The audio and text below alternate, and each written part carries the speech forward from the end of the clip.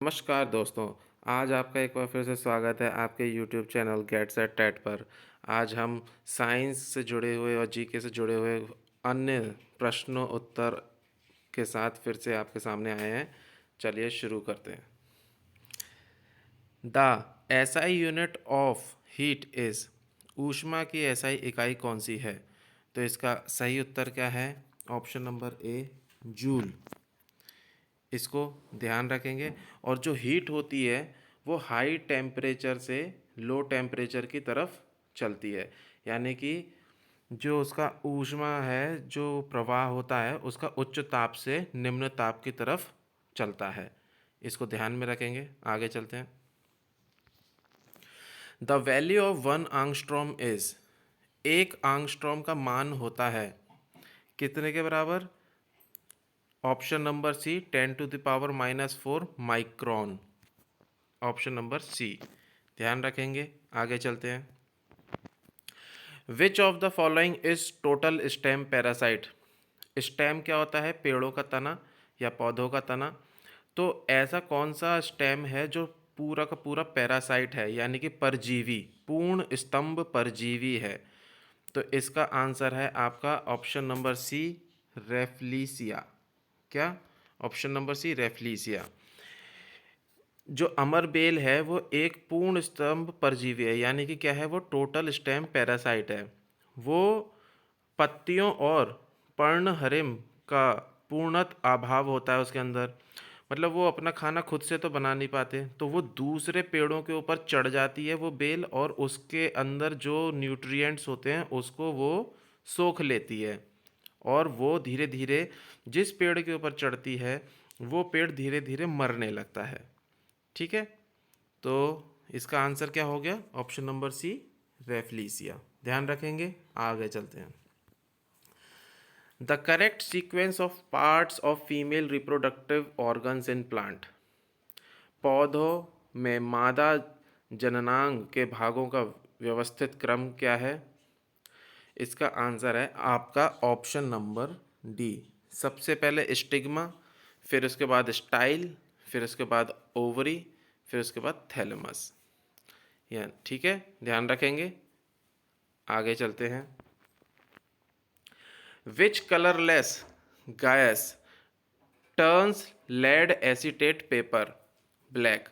कौन सी रंगहीन गैस लेड एसीटेट पेपर को काला कर देती है? तो इसका आपका आंसर हो गया ऑप्शन नंबर सी, H2S। क्या हो गया? Option number C, H2S। ठीक है,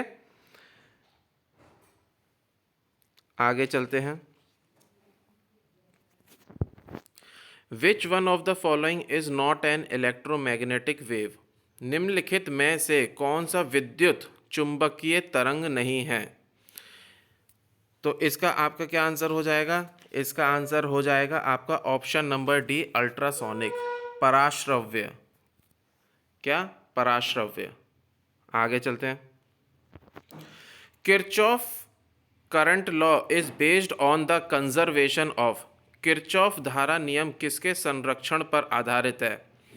तो इसका आंसर है आपका charge. Option number D, charge. होता क्या है इसमें?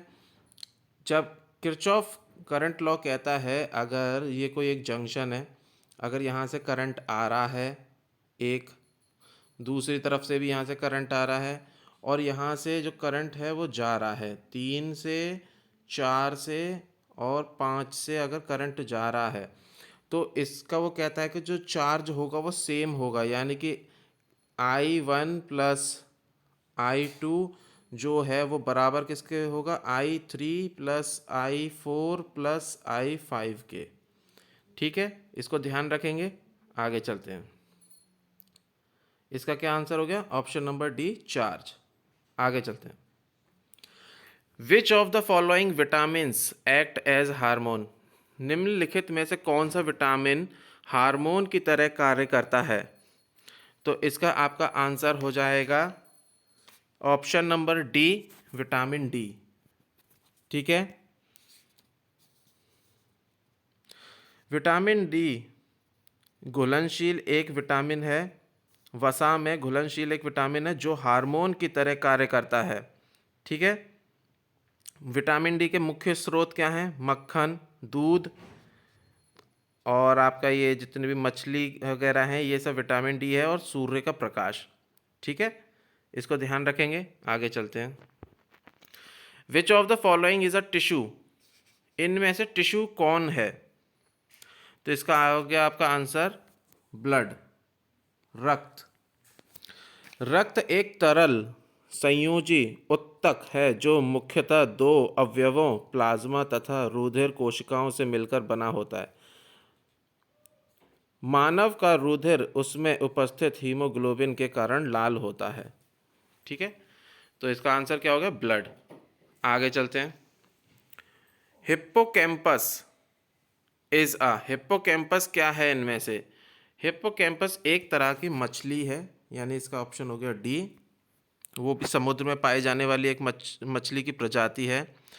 इसके जो सिर होता है वो घोड़े के समान दिखाई देता है, इसलिए इसे समुद्री घोड़ा या फिर सी हॉर्स भी कहते हैं। ठीक है, ध्यान रखेंगे। आगे चलते हैं। What are the two hormones secreted by thyroid gland? Thyroid ग्रंथि द्वारा स्रावित दो प्रमुख हार्मोन कौन से हैं? इसका आपका आंसर है ऑप्शन नंबर डी। क्या? Option number D, both A and B, यानी कि T3 और T4 दोनों ही थायराइड ग्लैंड से निकलते हैं हार्मोन। ठीक है, ध्यान रखेंगे। आगे चलते हैं।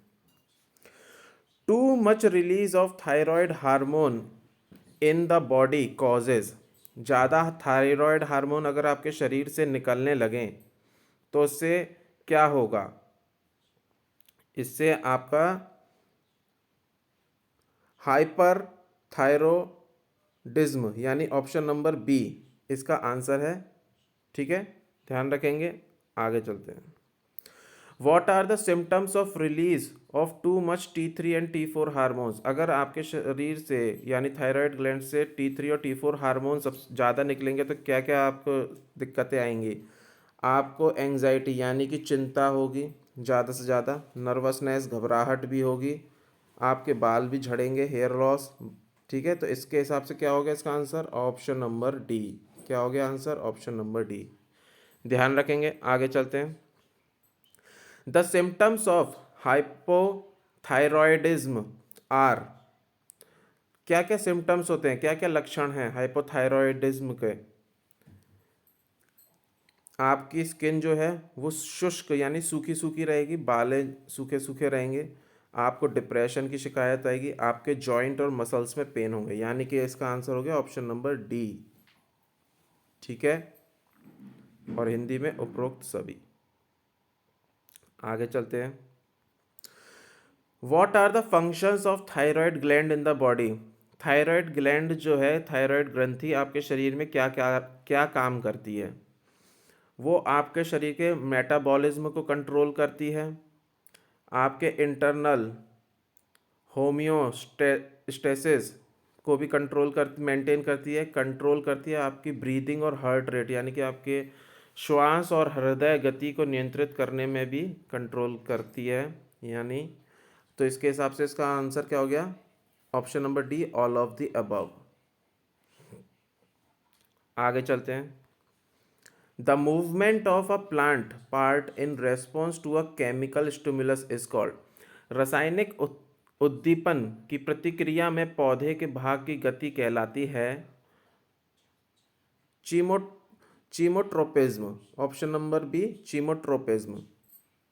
जो जो पेड़ का जो मूवमेंट होता है केमिकली स्टिमुलस, मतलब केमिकली उसको क्या कहते हैं? चीमोट्रोपिज्म। ठीक है, ध्यान रखेंगे। आगे चलते हैं।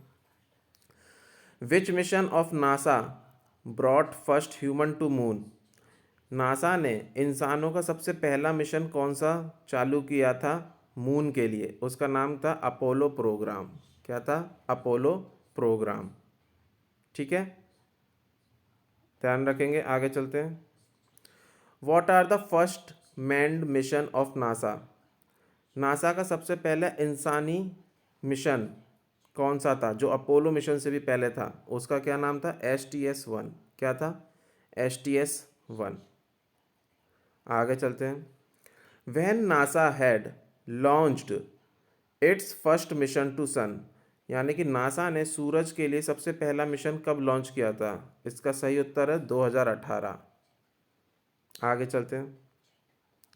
नेम मासा name NASA Mars exploration rover mission. NASA ने जो मंगल ग्रह पे जो अपना रोवर मिशन जो शुरू किया था सबसे पहला, उसका क्या नाम था? उसका नाम था स्प्रिट रोवर। जो रोवर जो मंगल ग्रह पे जो रोवर लैंड किया था, उसने वहाँ पे काम किया था रोवर ने, उसका क्या नाम है? Spirit rover. ठीक है, ध्यान रखेंगे। आगे चलते हैं।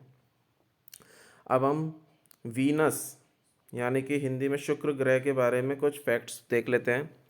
शुक्र ग्रह सौर मंडल का सबसे गर्म ग्रह है। कल मैंने आपको कमेंट बॉक्स पर लिखने के लिए कहा था कि अगर मरकरी दूसरे नंबर का सबसे गर्म है तो पहले नंबर का कौन सा है? तो पहले नंबर का है वीनस। ठीक है। दूसरा, शुक्र अपनी धुरी पर यानी अपनी एक्सिस पर इतना धीरे घूमता है कि उसका जो एक दिन होता है वो पृथ्वी के एक साल के बराबर होता है। तो यानी कि उसके यहाँ पे पृथ्वी में अगर 365 दिन का एक साल होता है तो वो 365 दिन में सिर्फ और सिर्फ एक ही चक्कर काटता है। तो वहाँ पे 365 दिन जब धरती पे हो जाते हैं तो वहाँ पे शुक्र ग्रह यानी वीनस पर एक दिन होता है। ठीक है। इस ग्रह का द्रव्यमान यानी कि मास, वजन लगभग लगभग पृथ्वी के बराबर ही है, जिसके कारण इसको पृथ्वी की बहन भी कहते हैं, सिस्टर ऑफ द अर्थ। ठीक है। अगला, यह ग्रह स्वयं पर आपतित सूर्य प्रकाश के लगभग 75% भाग को रिफ्लेक्ट कर देता है, परावर्तित कर देता है, इसलिए ये सबसे ज़्यादा चमकदार दिखाई देता है। कोई भी चीज़ कितनी भी चमकदार कब दिखाई देती है? जब वो उस पर पड़ने वाली रोशनी को रिफ्लेक्ट यानी कि वापस भेज देता है। तो सूरज की वीनस के ऊपर अगर 100% रोशनी पड़ती है तो जिसमें से वो 75% रोशनी को वापस भेज देता है, जिसकी वजह से वो सबसे ज़्यादा चमकीला ग्रह दिखाई देता है। अगला, शुक्र ग्रह पर अभी भी जो ज्वालामुखी हैं वो एक्टिव हैं यानी कि सक्रिय हैं, जिसके कारण वहाँ उसमें से ज्वालामुखी से निकलने वाली गैसेस में सबसे ज़्यादा वहाँ के एटमॉस्फेयर में कौन सी गैस मिली हुई है? सल्फ़र डाइऑक्साइड सबसे ज़्यादा वहाँ पे पाई जाती है गैस में, और उसी के ही वहाँ पे बादल हैं। सल्फ़र डाइऑक्साइड के खूब बादल हैं वहाँ पे देखने को मिलते हैं। तो इसी के साथ आज की वीडियो यहीं पे समाप्त करता हूँ। उम्मीद करता हूँ कि आपको आज की वीडियो अच्छी लगी होगी, तो प्लीज़ इसे लाइक करिए, सब्सक्राइब करिए एंड शेयर कीजिए। बाय बाय, जय हिंद।